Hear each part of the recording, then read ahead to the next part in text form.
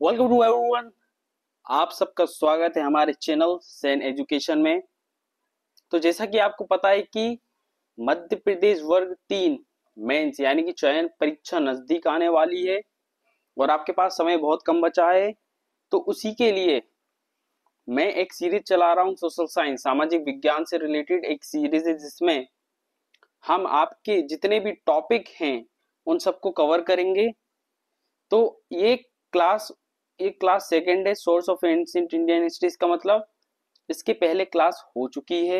हमने ज्योग्राफी के भी सोलर सिस्टम वाला चैप्टर कंप्लीट कर दिया विद एमसीक्यू के साथ। हम एमसीक्यू की भी प्रैक्टिस कर रहे हैं इसमें भी। इसके बाद एक और स्टोन एज वाला चैप्टर आएगा, फिर हम सोर्स ऑफ इंडियन हिस्ट्री और स्टोन एज के दोनों के एमसीक्यू मर्ज करके हम प्रैक्टिस करेंगे।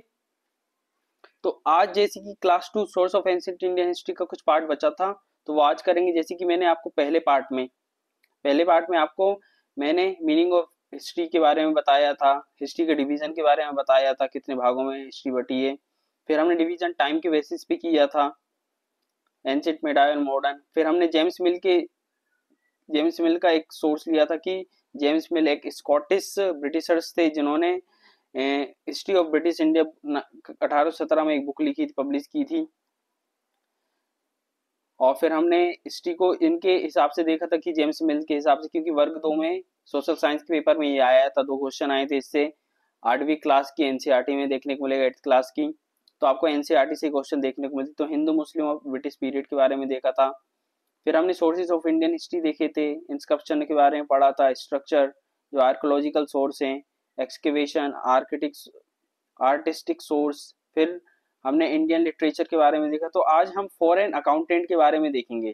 अकाउंटेंट नहीं, आई मीन अकाउंट्स के बारे में, कि कहाँ से बहुत सारे लोग विदेश से आए, उन्होंने इतनी सारी बुक लिखी हैं जो हमारे यहाँ पे आते थे और राजा के यहाँ पे कोर्ट पोएट की तरह रुक जाते थे, यानी कि यहाँ पे आते थे और यहीं पे बस जाते थे और राजा के यहाँ पे एक नोवेल की तरह रहा करते थे। तो उनके बारे में सारी व्याख्या की गई है। तो आज हम उसी के बारे में देखेंगे। तो हमने सोर्स ऑफ इंडियन हिस्ट्री में लिटरेरी सोर्स, साहित्यिक स्रोत पढ़े थे, ये मैंने आपको पिछली क्लास में करा दिया था। और फिर हमने अलग अलग सोर्सेज के बारे में देखा था। और ऐसे ही फिर मैंने आपको आर्कोलॉजिकल एविडेंस कराए थे, तो हमने इसमें देखा था। और बहुत सारी चीजें देखी थी, जैसे कि दयाराम साहनी इंडस वैली सिविलाइजेशन के बारे में। और हमने ये भी देखा था कि आर्कोलॉजिकल जो पुरातात्विक के पिता किसे कहा जाता है, तो अलेक्जेंडर कनिंगम को। फिर हमने इंस्क्रिप्शन, शिलालेख के बारे में देखा था। तो अगर आप पहले फर्स्ट टाइम आए हैं और आपने ये वीडियो देखा नहीं हो, तो आप उसमें देख सकते हैं, ये हिंदी और इंग्लिश दोनों में है। फिर इसके बाद हमने कॉइन्स के बारे में देखा था कि कॉइन्स की स्टडी, जैसे न्यूमिस्मेटिक्स बोलते हैं कॉइन की स्टडी को, तो ये सब देखा था सिक्कों की। ये भी एक सोर्स है एंशिएंट इंडियन हिस्ट्री का। इससे भी हमें पता चलते हैं राजा महाराजाओं के बीच में कि किस प्रकार के सिक्के चलाते थे। तो आज हमारा क्या ऑब्जेक्टिव है इस वीडियो को लाने का? तो आज हमारा ऑब्जेक्टिव ये क्लास 2 है, source of ancient Indian history की। भारतीय प्राचीन जो स्रोत हैं, तो उनकी क्लास 2 है, account for of the foreigner. तो विदेशियों के लेखन के बारे में बात करेंगे कि बहुत सारे फॉरेनर्स जो विदेशी से वो हमारी कंट्री में आए, कोर्ट पोएट में रुके, यानी कि कोर्ट पोएट बने, राजा के यहाँ पे काम कर रहे थे और उन्हीं के बारे में चीजें लिख रहे थे। तो उससे भी हमें इतिहास के बारे में पता चलता है।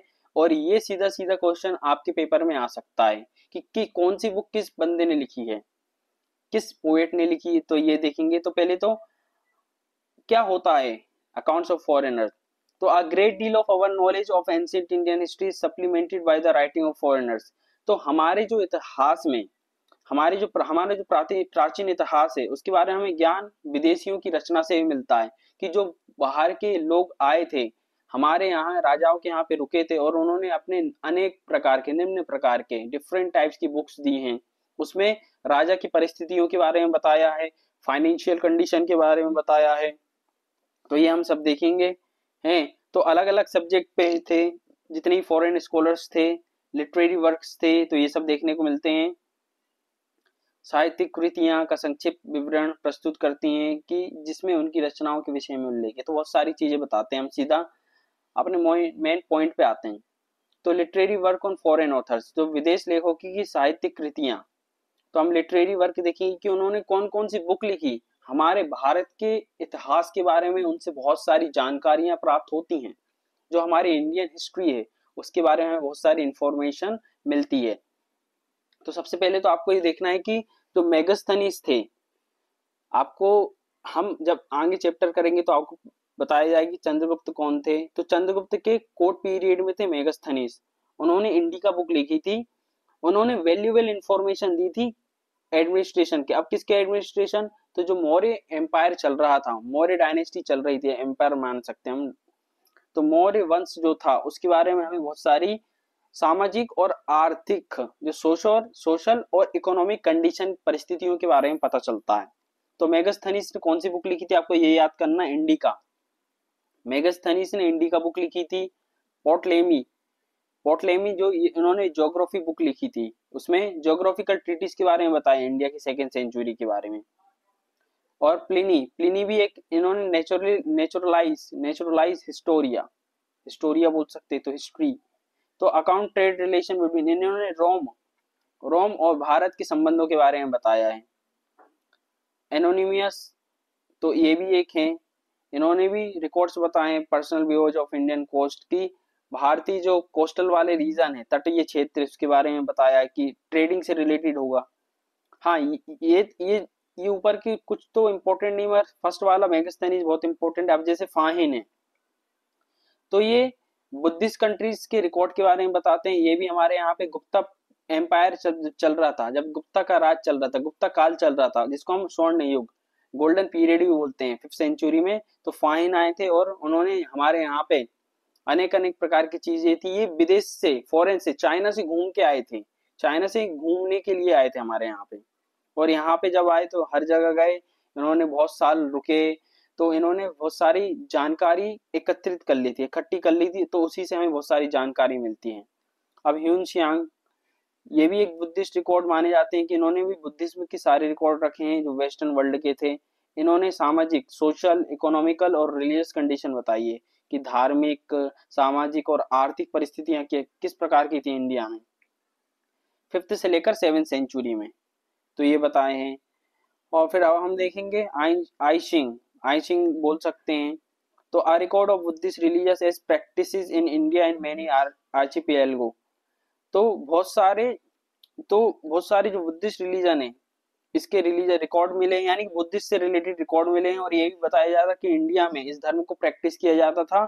और जो मलया आर्चिपिएलगो रीजन है, तो आर्चिपिएलगो क्या रहता, बहुत सारे आइलैंड रहते, उनकी चेन को बोलते हैं हम, आइलैंड रहती, जो वो द्वीप रहते हैं, तो उनकी चेन को बोलते हैं हम।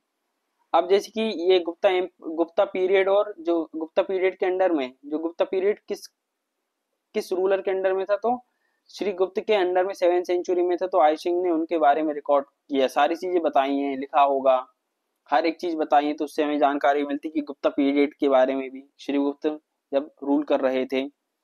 अब एक है हुईली, हुईली, तो इनका नाम है लाइफ ऑफ ह्यून शियांग। तो इन्होंने जो ह्यून शियांग थे, आपने ये देखा होगा, जो कि 5th और 7th सेंचुरी में आए थे, तो उनकी लाइफ के बारे में बताते हैं।